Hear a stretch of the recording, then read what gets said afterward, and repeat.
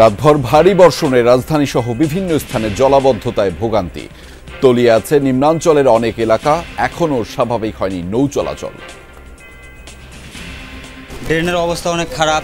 এটা আমাদের বৃষ্টি হলে পানির ভিতরে মনে করেন গাড়ি নামাই দিয়ে পুরো গাড়ি মনে করেন বোনাট সহ পানি হয়ে গেছিল।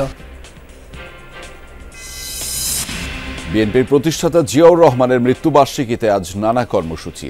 শিগগিরই গণতন্ত্র পুনঃপ্রতিষ্ঠার আশাবাদ খালেদা জিয়ার। গণতন্ত্র প্রতিষ্ঠা আর সার্বভৌমত্ব রক্ষার লড়াইয়ে তিনি শাহাদাত বরণ করেছেন। সেই গণতন্ত্র নিরবচ্ছিন্ন যাত্রা আজও বাধাগ্রস্ত হচ্ছে। সবাই নয়, একটি দলই ডিসেম্বরের মধ্যে নির্বাচন চায়। সাংবাদিকদের প্রশ্নের জবাবে প্রধান উপদেষ্টা 1 লাখ জনশক্তি রপ্তানি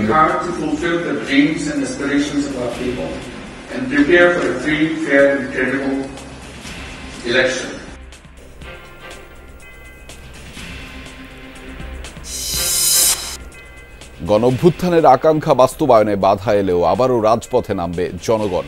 হুঁশিয়ারি নাহিদের, বললেন বিচার সংস্কার ছাড়া ভোট হবে জনগণের সঙ্গে প্রতারণা। যদি আমরা দেখি যে গণঅভ্যুত্থানের ফলে যে আকাঙ্ক্ষা, এই আকাঙ্ক্ষা বাস্তবায়নের যদি সরকার ব্যর্থ হয়, যদি কোনো পক্ষ, রাজনৈতিক পক্ষ সেখানে বাধা তৈরি করে, তাহলে জনগণ আবারও রাজপথে নেমে আসবে।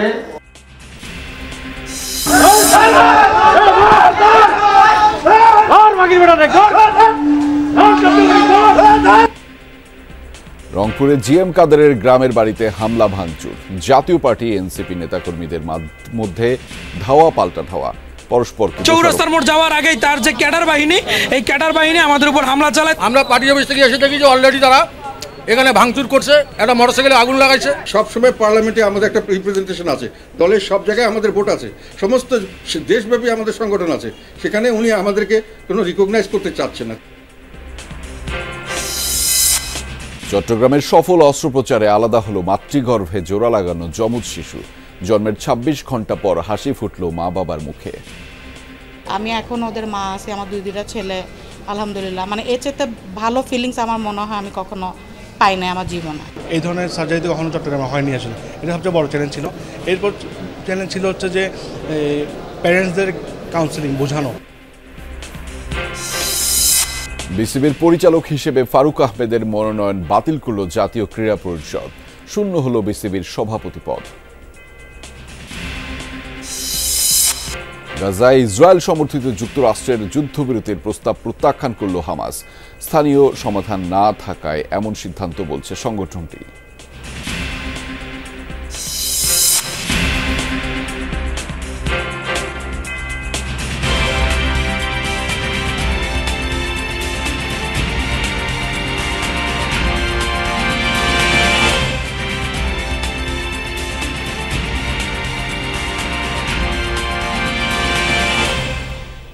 দর্শক, আমন্ত্রণ যমুনা নিউজে আপনাদের সাথে আছি আমি আহমেদ রেজা।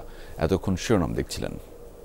গভীর নিম্নচাপের প্রভাবে আজও দেশের বিভিন্ন স্থানে বৃষ্টি ও ঝড়ো হাওয়া বইছে। ভারী বৃষ্টি ও অধিক উচ্চতার জোয়ারের পানিতে উপকূলীয় জেলা ভোলা, বরগুনা, পটুয়াখালী, নোয়াখালী সহ বিভিন্ন জেলার নিম্নাঞ্চল তলিয়ে রয়েছে।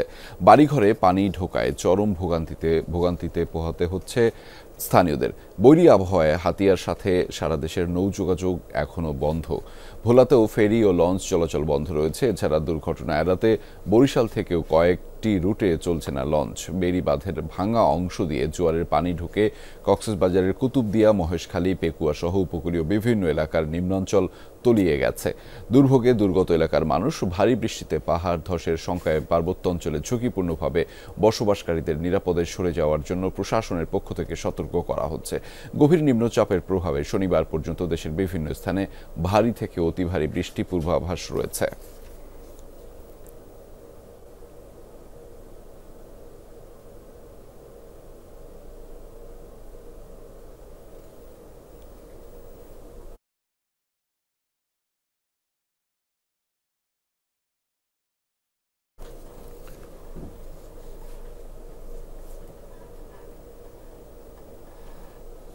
দর্শক, এই মুহূর্তে যেতে চাই উপকূলীয় এলাকা পটুয়াখালীর বাউফলে। সহকর্মী রইসুল ইসলাম ইমন রয়েছেন সেখানে। ইমন, গতকাল যেসব এলাকায় জোয়ারের পানি ঢুকেছিল সেসব এলাকার এখন কি অবস্থা, সেখানকার মানুষের সাথে নিশ্চয়ই কথা হচ্ছে, সেখানকার চিত্রটা আপনার মাধ্যমে দর্শকদেরকে দেখাতে চাই। ইমন।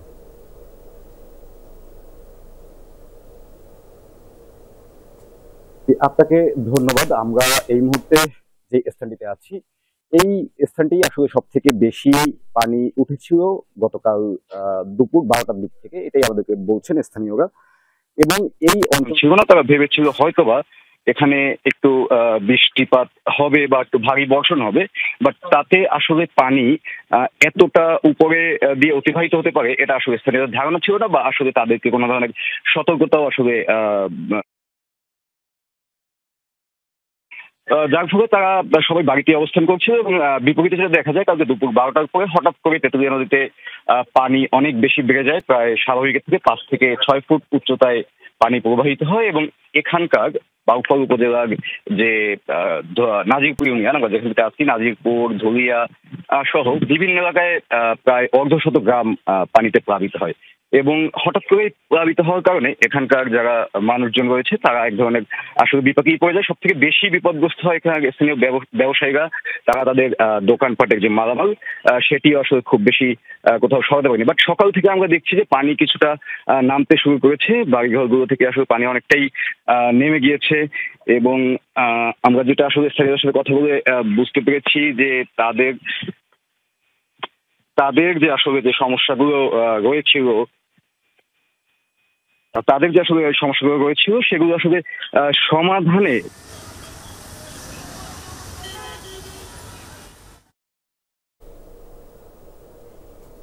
দর্শক, সহকর্মী ইমন রয়েছিলেন আমাদের সাথে, বাউফল থেকে তিনি যুক্ত ছিলেন। এই মুহূর্তে রাজধানীর জলাবদ্ধতার পরিস্থিতির খবরাখবর জানাতে আমাদের সাথে যুক্ত রয়েছেন সহকর্মী রাব্বি সিদ্দিকী। তার মাধ্যমে জানাবো মহাখালী এলাকার সবশেষ তথ্য এবং পরিস্থিতিগুলো। রাব্বি, এখন আবহাওয়া পরিস্থিতি কেমন দেখছেন? একই সাথে জানতে চাই নগরীর জলজট পরিস্থিতির কি উন্নতি হলো কিনা, কি অবস্থা দেখছেন? আপনি তো বেশ কয়েকটা এলাকা ঘুরলেন। বলি যে আজকের কিন্তু রেজা এমনই থাকবে, তার মানে সকাল থেকে আমরা দেখছি যে গুড়ি গুড়ি বৃষ্টি, সেই বৃষ্টি কিন্তু সারাদিন থাকবে। এবং আবহাওয়া অফিসের যে সবশেষ যে বার্তা, আমরা সেই বার্তায় দেখি যে আজকে কিন্তু আবহাওয়া অফিসের যে বার্তা, সেই বার্তায় কিন্তু পরিষ্কারভাবে বলে দিয়েছে গতকালই যে আজকে সারাদিন বৃষ্টিপাত হবে। এবং এই বৃষ্টিপাতটি মূলত হচ্ছে, রেজা আপনি জানেন যে বাংলাদেশের উপকূল কিন্তু অতিক্রম করে গেছে এটি গভীর নিম্নচাপ, এবং সেই নিম্নচাপটির কারণেই কিন্তু সারা দেশে বৃষ্টিপাত হচ্ছে। এবং এটি আসলে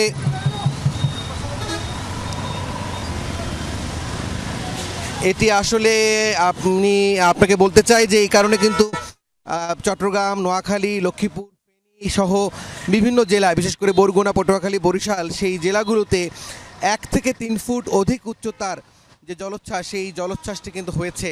এবং এই কারণেই সমুদ্র বন্দরে কিন্তু 3 নম্বর সতর্কতার সংকেত দেখাতে বলা হয়েছে। এবং সবশেষ আবহাওয়া বুলেটিন আরেকটি বিষয় পরিষ্কার করেছে, 48 ঘন্টা পর্যন্ত আবহাওয়ার এই বৈরী রূপ এটি কিন্তু থাকবে। এবং ঢাকায় যে বৃষ্টিপাত, সেই বৃষ্টিপাতটি আজকে তেমন একটা বাড়বে না, এইরকমই অবস্থা থাকবে। এবং বৃষ্টিপাত কমার কারণে কিন্তু প্রাণচাঞ্চল্য ফিরে এসেছে। বিভিন্ন সড়কে যানবাহনের সংখ্যা বেড়েছে, মানুষের চলাচলও বেড়েছে। জলাবদ্ধতার যে জায়গাটি, সেটি আমরা মোটামুটি ঢাকা শহরের বেশ কয়েকটি এলাকায় গিয়েছি। পানি কিন্তু কোথাও এখন জমার সুযোগ পাচ্ছে না, যেহেতু বৃষ্টির তীব্রতা কমে গেছে। বাতাস আছে, এবং বাতাসের সাথে গুড়ি গুড়ি বৃষ্টি আছে। এই বৃষ্টিতে আসলে যারা খেটে খাওয়া মানুষ, যাদেরকে বের হতেই হয় কাজের জন্য, জীবিকার জন্য, তারা মোটামুটি কাজ করতে পারছে, যদিও বাতাসের তীব্রতা আরো বাড়বে। দর্শক, রাব্বি আপনাকে ধন্যবাদ। এবং আমাদের সহকর্মী রাব্বি সিদ্দিকীর মাধ্যমে রাজধানীর সবশেষ খবরগুলো আপনাদেরকে জানাচ্ছিলাম। দিনভর ঝরার পর রাতেও ভারী বৃষ্টি। গভীর নিম্নচাপের প্রভাবে বৃহস্পতিবার ভোরবেলা থেকে শুরু হওয়া বৃষ্টি যেন থামার কোনো লক্ষণই নেই। আর টানা বৃষ্টিতে রাজধানীর বিভিন্ন এলাকায় সৃষ্টি হয়েছে জলাবদ্ধতা, দেখা দিয়েছে তীব্র যানজটের। ইঞ্জিনে পানি ঢুকে বিকল হয়ে গেছে অনেক গাড়ি। ঘণ্টার পর ঘণ্টা সড়কে আটকে থেকে দুর্ভোগ পোহাতে হয় যাত্রীদের। নগরীর বিভিন্ন এলাকা ঘুরে রাতের জলজটের খবর নিয়েছেন সহকর্মী তাজনুর ইসলাম, ছবি তুলেছেন নাহিদ হোসেন। খিলক্ষেত এলাকার এই মার্কেটে এক দশকেরও বেশি সময় ধরে ব্যবসা করছেন কাউসার হোসেন। তার দোকান নিচতলায় হওয়ায় একটু ভারী বৃষ্টি হলেই ঢোকে পানি। বৃহস্পতিবার দিবাগত মধ্যরাতেও তার সতর্ক অবস্থান, যে কোনো মূল্যে ঠেকাতে হবে পানির স্রোত, বাঁচাতে হবে ভেতরের পণ্য আর আসবাবপত্র। পানি ছেঁচে বাড়ি করতেছি, ড্রেনের অবস্থা অনেক খারাপ। এটা আমাদের বৃষ্টি হলে এই কাজই করতে হয়, রাতে 12টা 1টা 2টা এমনকি ফজর পর্যন্ত করতে হয়। রাজধানীর বহু দোকানের অবস্থা ছিল এরকম। টানা বৃষ্টিতে পানি জমে রাস্তা ছাপিয়ে তা ঢুকেছে ব্যবসা প্রতিষ্ঠানে। কোনো কোনো সড়ক রাতভর ছিল হাঁটু পানির নিচে। আমার ঘরে কোমর তরি পানি, আমি কই যাবো, আমার বউ বলে কই যাবো। মিরপুরের কালশি আর কাজীপাড়ার মূল সড়কের অবস্থা ছিল সবচেয়ে ভয়াবহ। পানিতে আটকে সৃষ্টি হয় তীব্র যানজট। ইঞ্জিনে পানি ঢোকায় রাস্তাতেই বন্ধ হয়ে যায় বেশ কয়েকটি যানবাহন। এই দুটা গাড়ি পানির জন্য ভিতরে বডিতে পানি উঠছে, প্লাস পানি নিষ্কাশনের জন্য গাড়ির থেকে পানি নামাইতে মানে বোতল কাটে পানি নামাইতেছি, তারপরে পারতেছি না, স্টার্ট হয় না গাড়ি। পানির ভিতরে মনে করেন গাড়ি নামাই দিয়ে পুরো গাড়ি মনে করেন বোনাট সহ পানি হয়ে গেছিল। এখন মনে করেন যে দেখছে মিস্ত্রি, দেখা যাক কতদূর কী করা যায়। আসলে ভোগান্তির প্রয়োজন, কিছু করার নাই। জলজটের এই ভোগান্তি থেকে মুক্তির আকুতি ছিল রাতজাগা নগরবাসীর কণ্ঠে। প্রতি বছর 6 মাসের অন্তরে যদি ড্রেনটি ভালোভাবে পরিষ্কার করা হয়, তাহলে একদম মনে করেন যে ঢাকা সিটির মধ্যে পানি মুক্ত থাকবে। প্রচুর কষ্ট মামা, তো খরা বাদ নাই, খরার উপরেই সবাই আছে। কারণ মানে খরা বলতে যে কাজ করতেছে এই লাইন সেই লাইন, কিন্তু বৃষ্টি আসলে পানি ঘন্টায় ঘন্টায় থাকে। এটার সমাধান কে দেবে ভাই? রাজধানীর জলাবদ্ধতা নিরসনে জরুরি নিয়ন্ত্রণ কক্ষ স্থাপন করার খবর জানায় ঢাকা উত্তর সিটি কর্পোরেশন। সংবাদ বিজ্ঞপ্তিতে যোগাযোগ করার মোবাইল নম্বরও যুক্ত করা হয়। তবে রাতে বেশ কয়েকবার কল করা হলেও ওপাশ থেকে সাড়া দেয়নি কেউ। ঢাকা শহরের ধারণ ক্ষমতা খুব সম্ভবত আরও আগেই শেষ হয়ে গিয়েছে। প্রত্যেকটি এলাকাতেই সামান্য বৃষ্টিতেই পানি জমে থাকছে এবং সেই পানি নামার কোনো নামই নেই। প্রত্যেকটি ড্রেন, প্রত্যেকটি লাইন একেবারে বদ্ধ। এখনই সুন্দর পরিকল্পনা নিয়ে কাজ শুরু না করলে এই পরিস্থিতি দিনকে দিন আরও ভয়াবহ হয়ে উঠবে। তাজদুল ইসলাম, যমুনা নিউজ, ঢাকা। বিএনপির প্রতিষ্ঠাতা জিয়াউর রহমানের ৪৪তম মৃত্যুবার্ষিকী আজ। ১৯৮১ সালের এই দিনে চট্টগ্রাম সার্কিট হাউসে এক ব্যর্থ সামরিক অভ্যুত্থানে নিহত হন সাবেক এই রাষ্ট্রপতি। বহুদলীয় গণতন্ত্র আর দেশের অর্থনৈতিক মুক্তির কারিগর হিসেবে দেখা হয় জিয়াউর রহমানকে। নিজ জন্মস্থান বগুড়ার বাগবাড়ি গ্রামের মানুষের কাছে জিয়া অসাধারণ এক ব্যক্তিত্ব। তাদের মতে সামরিক কর্মকর্তা থেকে জিয়ার জনপ্রিয় রাজনীতিক হয়ে ওঠার পেছনে ছিল দেশপ্রেম আর জনকল্যাণ। জিয়াউর রহমানের জন্মস্থান ঘুরে এসে আরও জানাচ্ছেন সহকর্মী সাইফুদ্দিন রবিন। ক্যামেরায় ছিলেন রুবেল হাসান।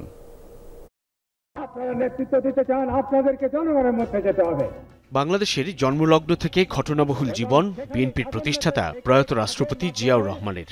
ক্ষণজন্মা এই জাতীয়তাবাদী রাষ্ট্রনায়কের জীবনাবসান ঘটে ১৯৮১-র ৩০ মে। চট্টগ্রাম সার্কিট হাউসে কতিপয় সেনা কর্মকর্তার নিষ্ঠুর শিকার হন তিনি।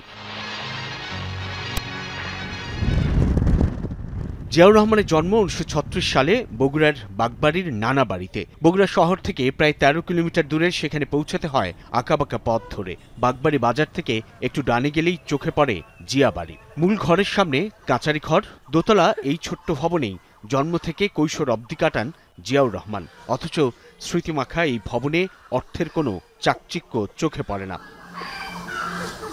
বাগবাড়ি গ্রামের যে জিয়া বাড়ি, সেই জিয়া বাড়ির এই কক্ষেই জন্ম নিয়েছিলেন বিএনপির প্রতিষ্ঠাতা জিয়াউর রহমান। আর সাদামাটা এই কক্ষে আসবাব বলতে খুব বেশি কিছু নেই। রয়েছে একটি ড্রেসিং টেবিল, একটি খাট, একটি টি টেবিল আর একটি আলমিরা। কি বলছেন এই বাগবাড়ির স্থানীয়রা? প্রতাপশালী সেনা কর্মকর্তা কিংবা রাষ্ট্রপ্রধান হয়েও কেমন ছিলেন জিয়াউর রহমান? লাখ লাখ পুলিশ আসলো, উনি বললো এই প্রশাসন বলে তোমাকে বলো না আমার গ্রামের লোক, বুঝলি? তো উনি খালি হাসিয়ে কথা বলছে। উনি স্বার্থ না পর স্বার্থ লোক ছিল, পায়ে হাত দিয়ে গ্রামগঞ্জে বেড়াত।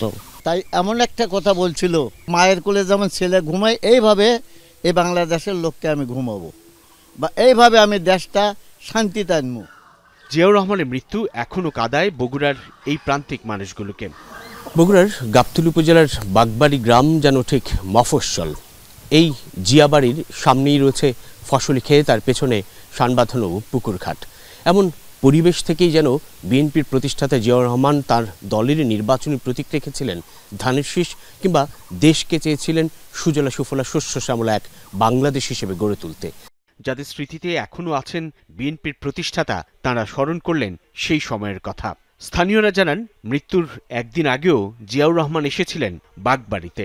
সেদিনই তো বাগবাড়ি আসছিল, তাই মঞ্জুর সাথে একটা চলতেছিল, দ্বন্দ্ব চলতেছিল। আমরা তাড়াতাড়ি আসেন, এটা তাক ফাঁকি দিয়ে লেগেছে জাস্ট, যেটা বাস্তব। লেজার পরে তো রাত্রে অপারেশন করলো জাস্ট।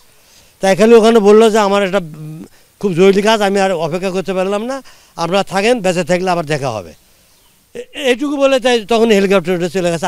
আর সে যায় তার সাথ যা, পরের দিনে সকালে আমরা শূন্য, তাই মারা গেছে। হয়তো খবর শোনা মারা যাওয়ার সাথে সাথে মানুষের চোখের পানি বহু পড়ছে। দেশের জন্য তো সেটা জীবন দিয়েছিল বারে, ইনশাল্লাহ খুব চেষ্টা করছে, আল্লাহ তার ভাগ্য হয়নি। বারোটা ঘটনা জ্যৈষ্ঠ মাসে কারামের মধ্যে আমি 2 দিন ভাত খাইনি টেনশনতে। জিয়াকে হত্যার মধ্য দিয়ে গোটা দেশের দারুণ সম্ভাবনাকে হত্যা করা হয়েছে বলে মনে করেন বাগবাড়ির স্থানীয়রা। তারা বলছেন, সেই হত্যাকাণ্ডই পিছিয়ে দেয় বাংলাদেশকে। সাইফুদ্দিন রবিন, যমুনা নিউজ, বগুড়া। খুব শিগগিরই দেশে গণতন্ত্র পুনঃপ্রতিষ্ঠা হবে বলে প্রত্যাশা ব্যক্ত করেছেন বিএনপি চেয়ারপারসন খালেদা জিয়া। বলেছেন, গণতন্ত্র পদে পদে বাধাগ্রস্ত হচ্ছে। আর বিএনপির ভারপ্রাপ্ত চেয়ারম্যান তারেক রহমান বলেছেন, সংস্কারের বিষয়ে কম বেশি সব দলের ঐক্যমত থাকায় ডিসেম্বরের আগেই নির্বাচন দেওয়া সম্ভব। এতে সরকারের জয় বা পরাজয়ের কোনো বিষয় জড়িত নয়। জিয়াউর রহমান 44তম শাহাদাত বার্ষিকীর আলোচনা সভায় ভার্চুয়ালি বক্তব্যে এসব কথা জানান বিএনপির 2 শীর্ষ নেতা।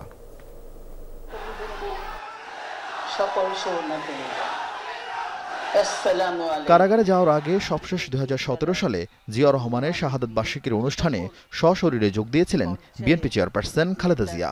প্রায় 8 বছরের মাথায় আবারও সেই আলোচনা সভায় তিনি, তবে এবার সশরীরে নয়, দিয়েছেন ভিডিও বার্তা। চিকিৎসা শেষে দেশে ফিরে যা খালেদা জিয়ার প্রথম কোনো রাজনৈতিক অনুষ্ঠান। বরং সমগ্র দেশই হয়ে উঠে পড়েছিল বেদনার্ত ও অভিভাবকহীন। বরাবরই জিয়া রহমানের শাহাদাত বার্ষিকীর আলোচনা সভায় খালেদা জিয়া উপস্থিত থাকলেও বক্তব্য দেওয়ার রেওয়াজ নেই। তবে দেশের ক্লান্তি লগ্নে এবার সেই ঐতিহ্য ভাঙলেন তিনি। বহুদলীয় গণতন্ত্রের প্রতিষ্ঠাতা হিসেবে পরিচিত জিয়া রহমানের অবদানের কথা তুলে ধরে ভিডিও বার্তায় আবারও দেশে গণতন্ত্র প্রতিষ্ঠায় জোর দিলেন তিনি। গণতন্ত্র প্রতিষ্ঠা আর সার্বভৌমত্ব রক্ষার লড়াইয়ে তিনি শাহাদাত বরণ করেছেন। সেই গণতন্ত্র নিরবচ্ছিন্ন যাত্রা আজও বাধাগ্রস্ত হচ্ছে প্রতি পদে পদে। খুব শীঘ্রই আমরা বাংলাদেশকে গণতন্ত্রে পুনঃপ্রতিষ্ঠিত দেখতে পাব। এই হোক শহীদ জিয়ার শাহাদাত বার্ষিকীতে আমাদের অঙ্গীকার। বিএনপি আয়োজিত রাজধানীর ইঞ্জিনিয়ার্স ইনস্টিটিউশনে আলোচনা সভায় লন্ডন থেকে ভার্চুয়ালি যোগ দেন দলের ভারপ্রাপ্ত চেয়ারম্যান তারেক রহমান। সিনিয়র রাজনৈতিক সহকর্মীদের কণ্ঠে দেশের জন্য তার পিতার অসামান্য অবদান আর বীরত্বের কথা শুনে আবেগ আপ্লুত হন তিনি। শহীদ জিয়া তার কর্মের মাধ্যমেই বেঁচে আছেন, বেঁচে থাকবেন গণতান্ত্রিকামী এই বাংলাদেশের মানুষের হৃদয়। তিনি জনগণের হৃদয়ে ভাস্কর হয়ে আছেন অর্জনে, গর্জনে নয়। তারেক রহমান কথা বলেন সংস্কার, নির্বাচন ইস্যু নিয়েও। বলেন, বৈরী সময় দায়িত্বে নেওয়া অন্তর্বর্তীকালীন সরকারের বৈধতা থাকলেও জনগণের কাছে তাদের কোনো জবাবদিহিতা নেই। প্রস্তাবিত সংস্কার শেষ করে যদি তাদের ইন্টেনশন সঠিক থাকে, গণতন্ত্রের পক্ষে থাকে, আমরা দাবি করেছি ডিসেম্বরের ভিতরে নির্বাচন দিতে। তবে আমি এটাও মনে করি বিভিন্ন বিষয় বিবেচনা করে সংস্কার প্রস্তাব শেষ করে, যেহেতু কম বেশি সকল বিষয় অধিকাংশ দলগুলোর মধ্যে একমত রয়েছে, ডিসেম্বরের আগেও নির্বাচন করা সম্ভব। আলোচনা সভায় ভার্চুয়ালি যোগ দেন থাইল্যান্ডে চিকিৎসাধীন বিএনপি মহাসচিব মির্জা ফখরুল ইসলাম আলমগীর। অভিযোগ করেন, দেশে বিরাজনীতিকরণের চেষ্টা চলছে। বাংলাদেশের মানুষের মধ্য থেকে গণতন্ত্রকে সরিয়ে দেওয়ার প্রচেষ্টা করা হচ্ছে, আবার বিরাজনীতিকরণের একটা ষড়যন্ত্র চক্রান্ত করা হচ্ছে। সেইখান থেকে জাতি উদ্ধার করার দায়িত্ব বাংলাদেশ জাতীয়তাবাদী দলের।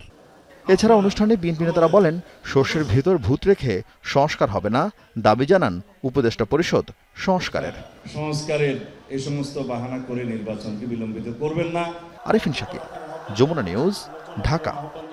বাংলাদেশের সব দল নয়, একটি রাজনৈতিক দলই শুধু চলতি বছর ডিসেম্বরের জাতীয় নির্বাচন চায় বলে দাবি করেছেন প্রধান উপদেষ্টা ডক্টর মোহাম্মদ ইউনূস। জাপানের টোকিওতে অনুষ্ঠিত 30তম নিক্কেই ফোরামের ফিউচার অব এশিয়া সম্মেলনের উদ্বোধনী অনুষ্ঠানে তিনি একথা বলেছেন। এদিকে আগামী 5 বছরে জাপানে 1 লাখ বাংলাদেশি কর্মী নিয়োগের বিষয়ে ঢাকা ও টোকিওর মধ্যে 2টি সমঝোতা স্মারক সই হয়েছে।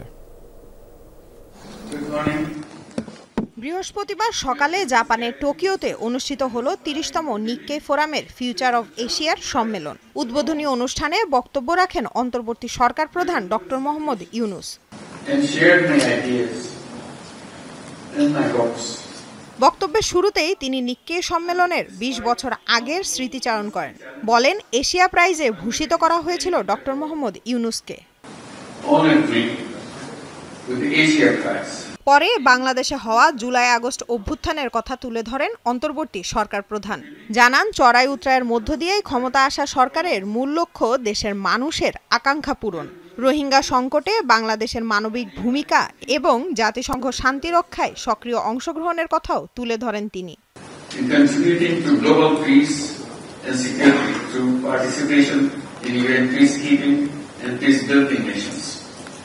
and hosting more than 1 million Rohingyas fleeing persecution in their homeland in Myanmar, purely on humanitarian grounds. Future of এশিয়ার সম্মেলনে প্রশ্নোত্তর পর্বে অন্তর্বর্তী সরকার প্রধান জানান, বাংলাদেশের সব দল নয়, একটি রাজনৈতিক দলই শুধু চলতি বছর ডিসেম্বরে জাতীয় নির্বাচন চায়।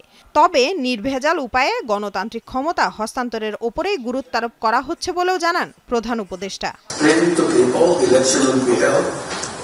Between end of this year in December or maximum of June next year, this period election will be held. There are opinions that some have said, let's get it out, get the election done, and hand over to the politicians.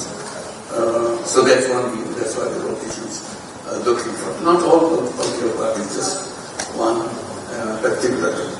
So that's about what's happening. এদিকে Japan সফরের 3য় দিনে অন্তর্বর্তী সরকার প্রধান অংশ নেন Bangladesh seminar on human resource শীর্ষক এক সেমিনারে। সেখানে জাপান ও বাংলাদেশের মধ্যে 2টি সমঝোতা স্মারক স্বাক্ষর হয়। We don't want to belong to old Bangladesh. We want new Bangladesh. Immediately, government of Japan came very generously to us to help us to rebuild. I didn't get a chance to come here before. After I took the responsibility, this time I got the opportunity to come here. এই সেমিনারে আগামী 5 বছরে জাপানে 1 লাখ বাংলাদেশি কর্মী নিয়োগের ঘোষণা দিয়েছে Japan কর্তৃপক্ষ ও ব্যবসায়ীরা। লামিয়া তিথি, যমুনা নিউজ। জুলাই গণ অভ্যুত্থানের আকাঙ্ক্ষা ও স্বপ্ন যেন অধরাই থেকে যাচ্ছে, এমন শঙ্কা তৈরি হয়েছে বলে জানিয়েছেন জাতীয় নাগরিক পার্টির আহ্বায়ক নাহিদ ইসলাম। বলেছেন, বিচার ও সংস্কার ছাড়া কেবল নির্বাচন হলে তা হবে জনগণের সঙ্গে প্রতারণা। রাজধানীতে জাতীয় নাগরিক পার্টির প্রকৌশল উইং এর আত্মপ্রকাশের অনুষ্ঠানে একথা বলেছেন তিনি। এর আগে বৃষ্টিতে ভিজেই মোহাম্মদপুরের বিভিন্ন স্থানে পথসভা করেন এনসিপি নেতারা। আত্মপ্রকাশের প্রায় 3 মাস পর জাতীয় নাগরিক পার্টি এনসিপির উদ্যোগে ও তত্ত্বাবধানে গঠিত হল জাতীয় নাগরিক পার্টির প্রকৌশল উইং। বৃহস্পতিবার রাতে রাজধানীর ইঞ্জিনিয়ার্স ইনস্টিটিউশনে এনসিপির প্রকৌশল উইং এর আত্মপ্রকাশ উপলক্ষে অনুষ্ঠানের আয়োজন করা হয়। সেখানে এনসিপির প্রকৌশল উইং এর কমিটি ঘোষণা করেন দলের মুখ্য সমন্বয়ক নাসিরউদ্দিন পাটোয়ারি। প্রকৌশল উইং এর সমন্বয়ক করা হয়েছে শেখ মোহাম্মদ শাহ মঈনকে।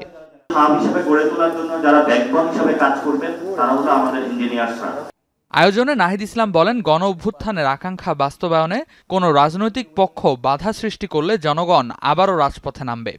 যদি আমরা দেখি যে গণ অভ্যুত্থানের ফলে যে আকাঙ্ক্ষা, এই আকাঙ্ক্ষা বাস্তবায়নের যদি সরকার ব্যর্থ হয়, যদি কোনো পক্ষ, রাজনৈতিক পক্ষ সেখানে বাধা তৈরি করে, তাহলে জনগণ আবারও রাজপথে নেমে আসবে। রাজনৈতিক দলগুলোর উদ্দেশ্যে আক্তার হোসেন বলেন, বিচার ও সংস্কারের কথা বাদ দিয়ে শুধু নির্বাচনের কথা বলা হলে জনগণ তা প্রতারণা হিসেবে গ্রহণ করবে। বাংলাদেশে নির্বাচন হতে হবে, কিন্তু সেই নির্বাচন অবশ্যই সংস্কার সম্পূর্ণ করে বিচারকে দৃশ্যমান করে তারপরে আয়োজন করতে হবে। এর আগে বৃষ্টিতে ভিজেই মোহাম্মদপুরের বিভিন্ন জায়গায় পথসভা করেন এনসিপি নেতারা। এ সময় পার্টির সিনিয়র যুগ্ম সদস্য সচিব ডাক্তার তাসনিম জারা সহ কেন্দ্রীয় ও স্থানীয় নেতাকর্মীরা উপস্থিত ছিলেন। রেদওয়ান আহমেদ, যমুনা নিউজ, ঢাকা। রংপুরে জাতীয় পার্টি এবং বৈষম্য বিরোধী ছাত্র আন্দোলন ও এনসিপি নেতাকর্মীদের মধ্যে ধাওয়া পাল্টা ধাওয়ার ঘটনা ঘটেছে। 2 দিনের উত্তাপ বৃহস্পতিবার রাতে গড়ায় সংঘর্ষ, ধাওয়া পাল্টা ধাওয়ায় আগুন দেয়া হয় কয়েকটি মোটরসাইকেলে, ভাঙচুর করা হয় জিএম কাদেরের পৈতৃক নিবাসও। এই ঘটনায় একে অপরকে দায়ী করেছে দল দুটি। বৃহস্পতিবার বিকেলে রংপুর সফরে আসেন জাতীয় পার্টির চেয়ারম্যান জিএম কাদের। পৈতৃক নিবাস নগরীর সেনপাড়ার স্কাই ভিউয়ে সংবাদ সম্মেলনে তিনি অন্তর্বর্তীকালীন সরকারের বিরুদ্ধে তার দলের সাথে বর্ণবাদী আচরণের অভিযোগ করেন। আমরা একটা রেজিস্টার্ড পার্টি, আমরা সবসময় পার্লামেন্টে আমাদের একটা রিপ্রেজেন্টেশন আছে, দলের সব জায়গায় আমাদের ভোট আছে, সমস্ত দেশব্যাপী আমাদের সংগঠন আছে, সেখানে উনি আমাদেরকে কোনো রিকগনাইজ করতে চাচ্ছেন না। তাতেই আমি বলছি এটা বর্ণবাদী নীতি, যেটা সাউথ আফ্রিকায় ব্ল্যাকদের উপরে করা হয়েছিল, হোয়াইটরা করেছিল। সংবাদ সম্মেলনের পর রাতে জিএম কাদেরকে গ্রেপ্তারের দাবিতে বিক্ষোভ মিছিল করে এনসিপি এবং বৈষম্য বিরোধী ছাত্র আন্দোলন। মিছিলটি গ্র্যান্ড হোটেল মোড়ে কিছুক্ষণ অবস্থানের পর সেনপাড়ায় স্কাই ভিউ অভিমুখে যায়। এ সময় জাতীয় পার্টির নেতাকর্মীদের সাথে তাদের ধাওয়া পাল্টা ধাওয়া হয়। বাসভবন ভাঙচুর ও একটি মোটরসাইকেলে অগ্নিসংযোগ করা হয়। এ ঘটনার জন্য একে অপরকে দায়ী করেছে 2 দলের নেতাকর্মীরা। এখানে হঠাৎ করে তারা অ্যাটাক করলো। হ্যাঁ, এখানে কোথেকে আসিয়ে প্রেস ক্লাব থেকে নাকি বেড়ে আসিয়া এখানে হামলা করছে। আমরা পার্টি অফিস থেকে এসে দেখি যে অলরেডি তারা এখানে ভাঙচুর করছে, একটা মোটরসাইকেলে আগুন লাগাইছে। চৌরাস্তার মোড় যাওয়ার আগেই তার যে ক্যাডার বাহিনী, এই ক্যাডার বাহিনী আমাদের উপর হামলা চালায়। তাদের হাতে দেশীয় অস্ত্র ছিল এবং চৌরাস্তা যাওয়ার কিছু দূর আগেই আমরা দেখতে পারি ককটেল জাতীয় 3-4টি জিনিসের বিস্ফোরণ ঘটে। খবর পেয়ে অতিরিক্ত পুলিশ ও সেনাবাহিনী গিয়ে পরিস্থিতি নিয়ন্ত্রণে আনে। বর্তমান পরিস্থিতি নিয়ন্ত্রণে আছে। এখন উভয় পক্ষই মানে দ্বিচারী আছে, তারা এখন কোনো এবং সেনাবাহিনী আসছিলেন, সেনাবাহিনী ঘটনাস্থল পরিদর্শন করে গেছেন, তারা টহলে আছে। এ ঘটনার পর কঠোর নিরাপত্তা ব্যবস্থা গ্রহণ করেছে প্রশাসন। সরকার, মাঝারুল মান্নান, যমুনা নিউজ, রংপুর। জাতীয় পার্টি বিরোধী দলের থেকে সকল প্রকার সুযোগ সুবিধা নিয়েছে এবং আওয়ামী লীগের সরকার হিসেবে বৈধতা দিয়েছে বলে মন্তব্য করেছেন এনসিপির উত্তরাঞ্চলের মুখ্য সংগঠক সার্জিস আলম। লালমনিরহাটের মিশন মোড় চত্বরে এক পথসভায় এই মন্তব্য করেছেন তিনি। জাতীয় পার্টি বিরোধী দলের থেকে সকল প্রকার সুযোগ সুবিধা নিয়েছে এবং আওয়ামী লীগকে সরকারি দলের বৈধতা দিয়েছে। মাতৃগর্ভে জোড়া লাগানো যমজ শিশু আলাদা করা হলো সফল সার্জারির মাধ্যমে। জন্মের 23 ঘন্টা পর জটিল এই সার্জারি করতে 26 জনের টিম 3 ঘন্টা সময় নেয়।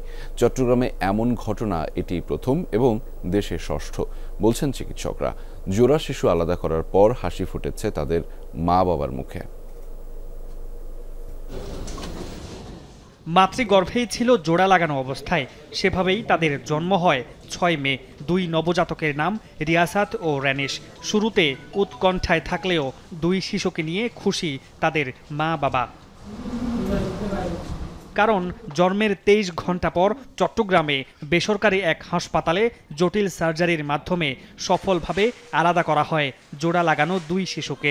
চিকিৎসকদের দাবি এমন ঘটনা চট্টগ্রামে প্রথম এবং বাংলাদেশে ষষ্ঠ। সবসময় একটা টেনশনে ছিলাম, মানে কি হবে না। পরে এখন যখন সবকিছু ওয়ার্কড আউট, সবকিছু ঠিক হয়ে গেছে, মানে সবকিছু এখন পর্যন্ত সব ঠিক আছে। So we are very relieved and thankful to Allah. টেস্টের পর যেদিন প্রথম জানতে পারেন মাতৃগর্ভে 2 শিশু জোড়া লাগানো, তখন থেকে মায়ের প্রতিটি দিন কেটেছে অজানা শঙ্কায়। সফল সার্জারির পর হাসি ফুটেছে তার মুখে। আমার বাচ্চারা বেঁচে আছে, সুস্থ আছে, আলহামদুলিল্লাহ। মানে ওদেরকে আমি দেখতে পারতেছি, আমি এখন ওদের মা আছি, আমার 2টা ছেলে, আলহামদুলিল্লাহ। মানে এর চেয়ে ভালো ফিলিংস আমার মনে হয় আমি কখনো পাই নাই আমার জীবনে। জটিল এই সার্জারি করতে 8 জন বিশেষজ্ঞ চিকিৎসক সহ 18 জনের একটি টিমের সময় লাগে 3 ঘন্টা। এই ধরনের সার্জারি তো কখনো চট্টগ্রামে হয়নি আসলে, এটা সবচেয়ে বড় চ্যালেঞ্জ ছিল। এরপর চ্যালেঞ্জ ছিল হচ্ছে যে প্যারেন্টসদের কাউন্সেলিং, বোঝানো মানে এটা হচ্ছে চট্টগ্রামে সম্ভব। একটা ভালো ইকুইপড পরিবেশে সবাই ছিলেন, আমাদের neonatal team, anaesthesia team, paediatric surgery team, তো সবাই মিলে আমরা সার্জারিটা একদম কোনো কমপ্লিকেশন ছাড়া আলহামদুলিল্লাহ সম্পন্ন করতে পেরেছি। শিশু দুটির ওজন বর্তমানে 1255 এবং 1350 গ্রাম। মামুন রশিদ অভি, যমুনা নিউজ, চট্টগ্রাম।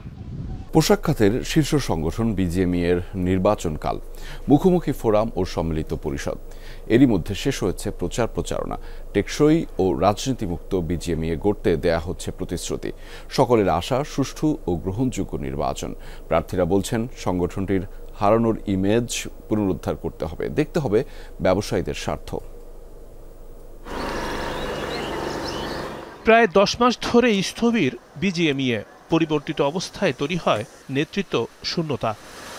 আগামীকাল শনিবার পোশাক শিল্প মালিকদের শীর্ষ সংগঠন বিজিএমইএ নির্বাচন, মাঠে 76 প্রার্থী। ফোরাম প্যানেল থেকে লড়ছেন 35 জন। দেওয়া হচ্ছে পোশাক খাতকে শক্ত অবস্থানে নেবার প্রতিশ্রুতি। এই নির্বাচনে ফোরাম জয়ী হলে আমরা বাংলাদেশের পোশাক শিল্প খাতের ব্যাপক পরিবর্তন আনব। বিজিএমইএ সদস্যদের কাছে আমি সমর্থন এবং সহযোগিতা প্রত্যাশা করছি। গার্মেন্টস শিল্পে চলমান সংকট থেকে উত্তরণ এবং বৈশ্বিক চ্যালেঞ্জ মোকাবেলায় প্রতিশ্রুত তরুণ নেতৃত্ব। এই ইয়াং প্যানেল কিন্তু এমন না যে কেউ এক্সপিরিয়েন্স না, সবাই কিন্তু মিনিমাম 10 বছরের এক্সপিরিয়েন্স গার্মেন্টস ট্রেডে। আলটিমেটলি এটা আমাদের বিজিএমইএ, ডেফিনেটলি নির্বাচন হওয়াটা উচিত। তখন হয় কি, ভোটারদের রাইটস এক্সারসাইজ করা হয়। যারা লিডারশিপ ছিলেন, what ever the reason may be, আমাদের কেন জানে মনে হচ্ছে আমাদের we didn't have any agency. আমাদের কষ্টগুলো অথবা ফ্রাস্ট্রেশনগুলো বিভিন্ন সরকার অথবা তুলে ধরা হতো না, we use to suffer for that. শিল্প মালিকদের ভরসাস্থল বিজিএমইএ, সেই সংগঠনকে সক্রিয় করতে হবে। ফোরামের থেকে যারা নির্বাচিত হবে অথবা ফোরাম যদি বিজিএমইএ পরিচালনার দায়িত্ব পেতে পায়, তাহলে অবশ্যই যে মালিকদের স্বার্থ সংরক্ষণ করবে, মালিকদের সাথে সাথে শ্রমিকরা যেন ভালো থাকে সেই কাজগুলো করবে। সকাল 8টা থেকে বিকাল 5টা পর্যন্ত বিরতিহীন চলবে ভোট। মোট ভোটার 1864 জন। একযোগে ঢাকা এবং চট্টগ্রামে চলবে ভোট গ্রহণ। রিমন রহমান, যমুনা নিউজ, ঢাকা। যতই দিন গড়াচ্ছে ততই এগিয়ে আসে ঈদুল আজহার সময়। পরম যত্নে লালন করা পশু বিক্রি করতে ক্রেতার অপেক্ষায় বিভিন্ন জেলার খামারিরা। কৃত্রিম উপায়ে গরু মোটাতাজাকরণ যেন না হয়, সেদিকে নজরদারি বাড়িয়েছে প্রাণী সম্পদ অধিদপ্তর। কুরবানিতে গরু বিক্রি করে লাভের আশা খামারিদের। 30 মণ ওজনের শাহিওয়াল ফ্রিজিয়ান শঙ্কর জাতের এই ষাঁড়কে সামাল দেয়াই কঠিন। নাম তার যুবরাজ। নিজ মালিকানার গাভী থেকে ষাঁড়টির জন্ম নোয়াখালীর চাটখিলে মির্জাপুর গ্রামের জয়নাল আবেদিনের খামারে। এরপর রাজকীয় যত্নে বড় করে তোলেন যুবরাজকে। গেল বছর ঈদুল আজহায় বিক্রি করতে চাইলেও মায়ায় পড়ে আর ক্রেতার হাতে দিতে পারেননি 3 বছর বয়সী চটপটে এই ষাঁড়কে। তবে আসন্ন কোরবানি উপলক্ষে যুবরাজকে হাটে তুলতে চান জয়নাল। দাম হাঁকছেন 10 লাখ টাকা। মায়া পড়ে যায়, আমি গত বছর এই গরুটারে বিক্রি করি নাই। এখন সিদ্ধান্ত নিছি কোরবানিতে 2025 সালে এই গরুটা বিক্রি করব। গরুটার উচ্চতা 6.5 ফুট, লম্বা আছে 10.5 ফুট এবং গরুটার বডি ওজন 1200 কেজি। গরুটা আমার দেখা মানে যত গরু দেখছি সবচেয়ে বড় গরু এবং হৃষ্টপুষ্ট। 10-20 জনে মিলেও এই গরুটাকে আসলে কন্ট্রোল করা অনেক কঠিন। তবে মালিক জয়নাল ভাই যখন ওর কাছাকাছি আসে তখন ও অত্যন্ত শান্ত হয়ে যায়। চাহিদা বাড়ায় জেলার খামারিরা বড় গরু লালন পালনে ঝুঁকছেন। তাদের প্রতিনিয়ত পরামর্শ দিচ্ছেন প্রাণী সম্পদ কর্মকর্তারা। 20 মণ, 25 মণ, প্রায় 30 মণ সাইজের গরু আমাদের কোরবানির জন্য প্রস্তুত করা হচ্ছে। খামারিরা এগিয়ে আসছে। আর আমাদের প্রাণী সম্পদ বিভাগ এগুলো তৈরি করার জন্য আমার প্রত্যেকটি উপজেলা থেকেই মেডিকেল টিমের মাধ্যমে এবং তাদেরকে সর্বত্র সহযোগিতা করছে। কোরবানি উপলক্ষে পাবনার সাথিয়ায় হলিস্টিয়ান ফ্রিজিয়ান জাতের 2টি গরু পালন করেছেন খামারি আনিসুর রহমান। 34 মণ ওজনের ষাঁড়ের নাম দিয়েছেন কালো মানিক। অন্যটি 30 মণ ওজনের ষাঁড়, নাম তার রাজাবাবু। প্রতিদিন দেশি খাবারে মোটা তাজা হচ্ছে গরু দুটি। অনেক আদর যত্ন করে গরু দুটি আমার লালন পালন করা হয়েছে। তো গরু দুটি বাড়িতে আমি বিক্রি করতে চাচ্ছি। দাম এখন পর্যন্ত আমি 34 লক্ষ টাকা দাম চাইছি। এর মধ্যে দাম দরের মধ্যে হয়ে গেছে, কিছু কম বেশি হলে গরু আমি বিক্রি করে দেবো। কালো মানিক রাজাবাবু ছাড়াও আনিসুরের খামারে আছে আরও বেশ কিছু বাহারি নাম ও জাতের গরু। প্রতিদিনই এসব গরু দেখতে ভিড় করছেন স্থানীয়রা। গরু দুটা দানাদার খাওয়ানো হয়, পাশাপাশি ফলমূলও খাওয়ানো হয়। আমরা সারা পাবনার জেলায় বেড়াই, গরু দেখি, এদেশ ওদেশ বেড়াই, পুরো জায়গায় এরকম বড় গরু মেলে নেই। কোনো খামারি যেন কৃত্রিম উপায়ে গরু মোটাতাজা না করেন সেদিকে প্রতিনিয়ত নজরদারি করছে প্রাণী সম্পদ দফতর। খামারিদের উদ্বুদ্ধ করি যাতে তারা সুষম খাদ্য এবং কাঁচা ঘাসের মাধ্যমে গরু পালন করে, যাতে অবৈধ কোনো স্টেরয়েড বা কোনো আজে বাজে ওষুধ না প্রয়োগ করে, সেই দিকে আমরা লক্ষ্য রেখেছি। প্রাকৃতিকভাবে পালন করা সারগুলো বিক্রি করে ভালো মুনাফার আশা খামারিদের। সাইফ আহমেদ, যমুনা নিউজ। বিসিবির পরিচালক হিসেবে ফারুক আহমেদের মনোনয়ন বাতিল করে প্রজ্ঞাপন জারি করেছে জাতীয় ক্রীড়া পরিষদ। ফলে শূন্য হল বিসিবির সভাপতি পদ। তার পদ হারানোয় বাংলাদেশ ক্রিকেট বোর্ডের নতুন সভাপতি হতে যাচ্ছেন আমিনুল ইসলাম বুলবুল। শোনা যাচ্ছে কাল শনিবারই দায়িত্ব নিতে যাচ্ছেন বাংলাদেশের প্রথম টেস্ট সেঞ্চুরিয়ান। শেষ হয়ে গেল বিসিবিতে ফারুক আহমেদ অধ্যায়। বোর্ড পরিচালকদের অনাস্থা প্রস্তাব দাখিলের পাশাপাশি বিপিএল এর সত্যানুসন্ধান কমিটির প্রতিবেদনে বিসিবির কার্যক্রম স্বাভাবিক রাখার জন্য ফারুক আহমেদের মনোনয়ন বাতিল করেছে জাতীয় ক্রীড়া পরিষদ।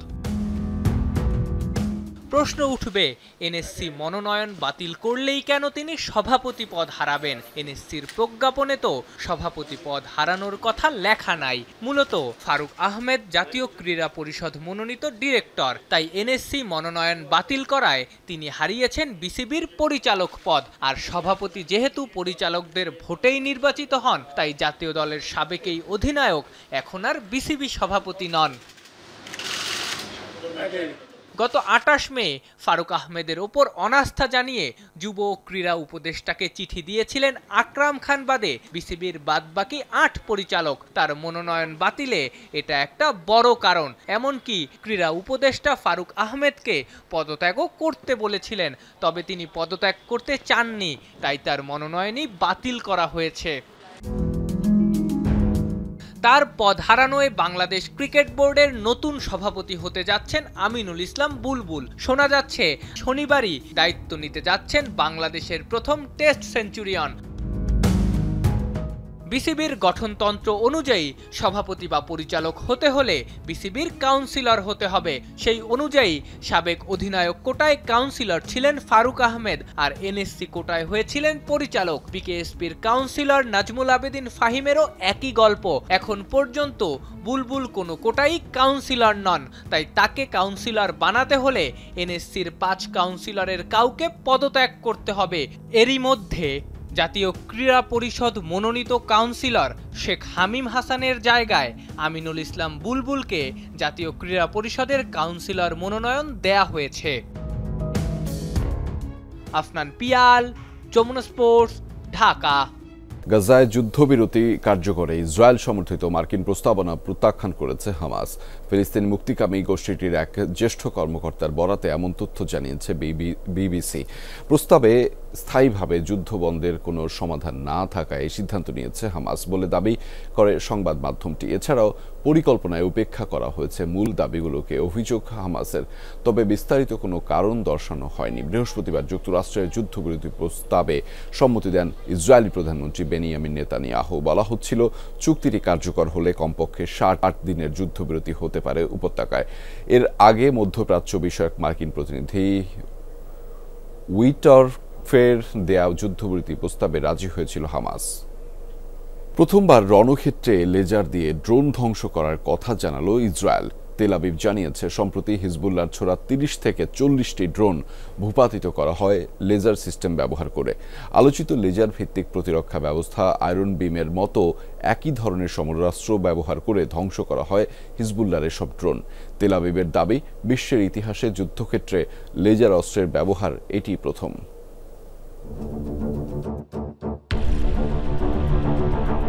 কয়েক বছর ধরেই আলোচনায় ইসরায়েলের লেজার ডিফেন্স সিস্টেম। এতদিন সায়েন্স ফিকশন মুভিতে দেখা গেছে যে দৃশ্য, সেটি যেন বাস্তবে রূপ দিয়েছে এই প্রতিরক্ষা ব্যবস্থা। প্রচলিত অস্ত্রের পরিবর্তে লেজারের মাধ্যমে প্রতিপক্ষের মিসাইল ড্রোন ধ্বংস করে এটি। গত এক দশকেরও বেশি সময় ধরে আয়রন বিম নামের লেজার ডিফেন্স সিস্টেম তৈরির কাজ করে যাচ্ছে ইসরায়েল। 2021 সালে প্রথমবার এর প্রোটোটাইপ প্রকাশ করে দেশটির সামরিক বাহিনী। অত্যাধুনিক এই অস্ত্র তৈরিতে কাজ করছে বিপুল সংখ্যক ইঞ্জিনিয়ার, পদার্থবিদ, টেকনিশিয়ান। বিভিন্ন সময় লেজার অস্ত্রের পরীক্ষা চালালেও রণক্ষেত্রে এটি ব্যবহারের নজির দেখা যায়নি। এখনও চলছে আয়রন বিমকে আর উন্নত করার কার্যক্রম। এর মধ্যে যুদ্ধক্ষেত্রে প্রথমবার আয়রন বিমের মতোই লেজার ভিত্তিক প্রতিরক্ষা ব্যবস্থা ব্যবহারের কথা স্বীকার করল ইসরায়েল। বুধবার তেল আবিব জানায়, অত্যাধুনিক লেজার সিস্টেম ব্যবহার করে হিজবুল্লাহ 30 থেকে 40টি ড্রোন সফলভাবে ধ্বংস করা হয়েছে। দাবি, নিরাপত্তার জন্য এতদিন এই তথ্য প্রকাশ করা হয়নি। মূলত আরেক আলোচিত প্রতিরক্ষা ব্যবস্থা আয়রন ডোমের বিকল্প হিসেবে লেজার ডিফেন্স সিস্টেম তৈরি করছে ইসরায়েল। আয়রন ডোমের মাধ্যমে একটি মিসাইল ধ্বংসে খরচ করতে হয় $50,000 বেশি। সে তুলনায় একই কাজ লেজারের মাধ্যমে নামমাত্র খরচে করতে পারে ইসরায়েল। যুক্তরাষ্ট্রের অর্থ সহায়তায় আয়রন বিম তৈরি করছে তেল আবিব। তবে যুদ্ধক্ষেত্রে যে প্রতিরক্ষা ব্যবস্থা ব্যবহার করা হয়েছে সেটি তারা নিজেরাই তৈরি করেছে। ইসরায়েলি প্রতিষ্ঠান রাফাল অ্যাডভান্স ডিফেন্স সিস্টেমের অধীনে এই প্রকল্প চালাচ্ছে দেশটির প্রতিরক্ষা মন্ত্রণালয়। লেজার ডিফেন্স সিস্টেম পুরোটাই পরিচালিত হয় কয়েকটি ধাপে। রাডারে আকাশসীমায় কোনো হুমকি পাওয়া গেলে সেটি শনাক্ত করা হয় প্রথমে।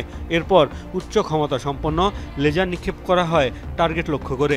রকেট, মিসাইল, ড্রোন শনাক্ত ও ধ্বংস করতে পারে এই প্রতিরক্ষা ব্যবস্থা। ইসরায়েলের দাবি, এখন পর্যন্ত যুদ্ধে লেজার সিস্টেম ব্যবহার করা প্রথম দেশ তারাই। মোস্তফা মাহমুদ, যমুনা নিউজ। সুইজারল্যান্ডে বিশাল এক হিমবাহ ধসের ফলে তছনছ হয়ে গেছে একটি গ্রাম। পাহাড়ের পেছনের অংশ ধসে পড়তে শুরু করলে প্রায় 2 সপ্তাহ আগেই সরিয়ে নেওয়া হয় সুইস আল্পস সংলগ্ন গ্রামটির বাসিন্দাদের। প্রাণে বেঁচে গেলেও সব হারিয়ে আজ নিঃস্ব তারা। জলবায়ু পরিবর্তনের কারণেই এই দুর্যোগ, বলছেন বিশেষজ্ঞরা। চোখের সামনে যেন ধেয়ে আসছে নরকের তাণ্ডব। বরফ, কাদা আর পাথরের ঢলের নিচে মুহূর্তেই ঢাকা পড়ে যায় আস্ত একটি গ্রাম। এমন ভয়াবহ ঘটনা সুইজারল্যান্ডের। তুষারধসে ঢাকা পড়ে যায় আল্পস পর্বত সংলগ্ন ব্লাটেন গ্রামটির প্রায় পুরো অংশই। ঘটনার শুরু অবশ্য প্রায় 2 সপ্তাহ আগে। পাহাড়ের বিভিন্ন স্থানে দফায় দফায় ভূমিধস হয়, তবে সেগুলো খুব বড় মাত্রায় ছিল না। তারপরও সতর্কতা জারি করে প্রশাসন। বাড়ি ছাড়েন প্রায় 300 বাসিন্দা। এরই মধ্যে বুধবার ধসে পড়ে পাহাড়ের বিশাল হিমবাহ। তারই প্রভাবে বিস্তীর্ণ এলাকা জুড়ে শুরু হয় তুষার এবং পাহাড় ধস। টন টন বরফ, মাটি এবং পাথরের নিচে চাপা পড়ে বিশাল এলাকা। এ ঘটনায় পুরো গ্রাম জুড়ে নেমে এসেছে শোকের ছায়া। প্রাণে বেঁচে গেলেও সর্বস্ব হারিয়ে নিঃস্ব গ্রামটির বাসিন্দারা। ক্ষতিগ্রস্তরা যেন আবার সেখানে নতুন করে জীবন শুরু করতে পারেন, সেজন্য আর্থিক সহায়তার ঘোষণা দিয়েছে সুইস সরকার। আবহাওয়া এবং জলবায়ুর পরিবর্তনের কারণে ধসে পড়ছে বিশাল আকারের এসব হিমবাহ। ফলে আল্পস পর্বতমালা সংলগ্ন এলাকাগুলোয় প্রায়ই ঘটছে এমন দুর্ঘটনা। রেজবানা সাইমা, যমুনা নিউজ। দর্শক, এই ছিল যমুনা নিউজে। এতক্ষণ আমাদের সাথে থাকার জন্য আপনাদের সবাইকে ধন্যবাদ।